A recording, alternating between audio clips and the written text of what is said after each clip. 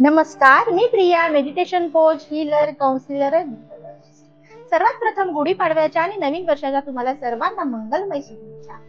गुढीपाडवा म्हणजे चैत्र शुद्ध प्रतिपदेचा पहिला दिवस. नवीन वर्षाचा पहिला दिवस, वसंत ऋतूच्या आगमनाचा दिवस, त्याचबरोबर 3.5 मुहूर्तापैकीचा एक दिवस.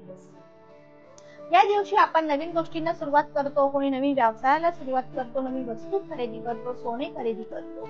अशा ह्या दिवशी असं म्हटलं जातं की ब्रह्मदेवाने विश्वाची निर्मिती या दिवशी केली होती. तसेच श्रीराम प्रभू अयोध्याला परतले होते. 14 वर्षाचा त्यांचा वनवास या दिवशी ते संपून अयोध्याला आले होते आणि म्हणून सर्व जनतेने गुढी उभारून आनंद उत्सव साजरा केला होता.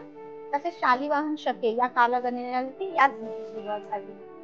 शालिवाहनाने असं म्हटलं जातं की शालिवाहनाने मातीचे पुतळे तयार केले होते, सैन्य तयार केले होते आणि त्यामध्ये प्राण भरून त्या सैन्यांच्या मदतीने शत्रूवर विजय मिळवला होता.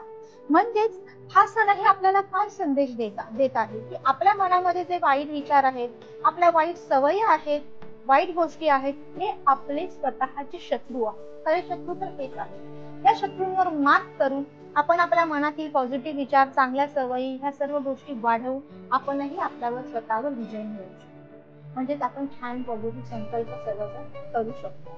तसंच या दिवशी सर्वजण दारोदारी गुढी उभारतात. गुढी हे आपल्या चैतन्याचं आणि मांगल्याचं प्रतीक आहे. या दिवशी आपण कडुलिंब आणि गुळाचा नैवेद्य देवाला ठेवतो. सगळ्यांनी कंपल्सरी ठेवायचा आणि त्यानंतर तो खायचा देखील आहे.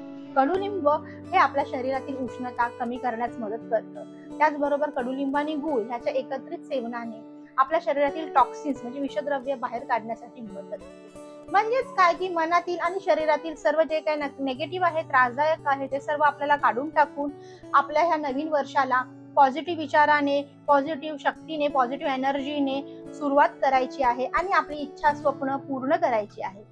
आपण काय करतो, संकल्प करतो नवीन वर्षाच्या पहिल्या दिवशी, 2-3 दिवसानंतर ते विसरून जातो. तर संकल्प पूर्ण व्हावा यासाठी मी काही टिप्स सांगणार आहे.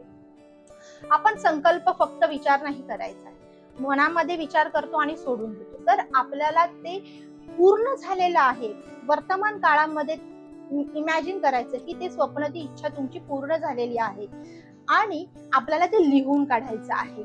जर विश तुम्हाला लवकर पूर्ण करायची असेल तर तुम्हाला 5 दिवस 55 वेळा तुमची इच्छा लिहून काढायची आहे हिरव्या पेनाने. त्यानंतर जर मोठी विश असेल तर तुम्हाला 369 ही टेक्निक यूज करू शकता तुम्ही.